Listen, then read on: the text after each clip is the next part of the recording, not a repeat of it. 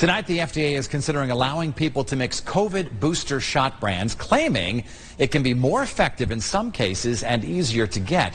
This comes as we get more information on COVID vaccine boosters. So far, there's only guidance for people who've had the Pfizer vaccine, and we're waiting to hear about those who got Moderna or Johnson & Johnson. News 8's Lisa Carberg is here now with what health officials are saying about mixing these vaccines. Lisa? Dennis, federal regulators are expected to authorize the mixing and matching of COVID-19 booster shots this week. Now, that will allow for more flexibility for people seeking to keep up their protection against COVID, and some interesting data for those who got the single-dose J&J shot. Mixing Pfizer, Moderna, and Johnson & Johnson vaccine doses could become a reality soon.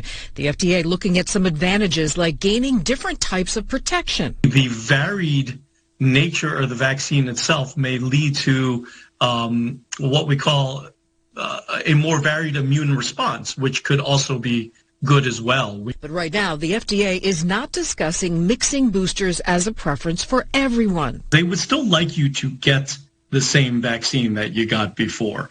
And so if you are eligible for that booster, which currently is Pfizer for a lot of people, yeah, you should go out and get that booster whenever possible. This potential new recommendation is a big deal because there are many patients that have been left in the dark, and specifically those that received J&J are potentially interested in boosting with another vaccine.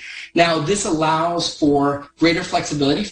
The news follows a study released Friday, which showed that people vaccinated with Johnson & Johnson saw their antibodies jump 76-fold after receiving a Moderna booster, as opposed to those who had a regular J&J booster whose antibodies rose by a factor of just 4. I think mixing and matching would reduce supply chain complexity quite a bit, and so the end result would be more boosters and more arms, and that matters a lot.